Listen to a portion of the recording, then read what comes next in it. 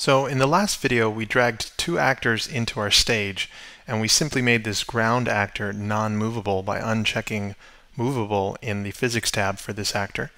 And then if we take a look at our block actor, we added some very simple behaviors. Just move so he kind of fell downward, and collide with the ground so that he impacted the ground. But we noticed that when we run this simulation here, this block actor kind of goes a little bit crazy. And that's because by default, every single actor has a certain level of bounciness built into it. So if we take a look at our block actor here, and we go to the physics tab and open that up, you can see that we have this bounciness attribute, which is set to 1.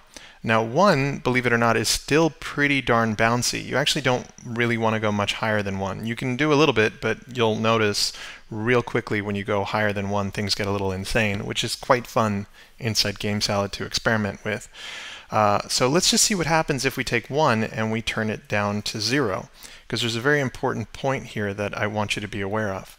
So we went from 1 to 0, so if we run this simulation, we should expect our actor here to have no bounciness. But we're actually seeing the exact same level of bounciness. And why is that?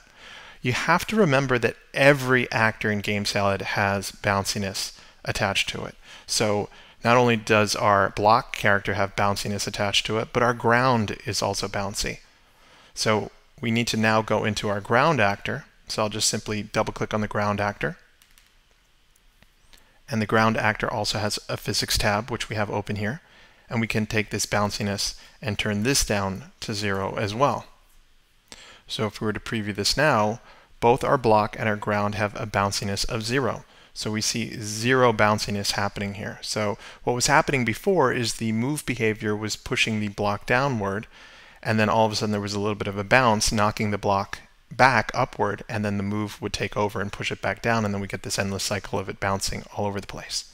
So what you should do now is create a few actors and experiment with different bounciness levels with each one of those actors, and of course turning off movable and non-movable so that some of those actors are solid and some of the actors can move around.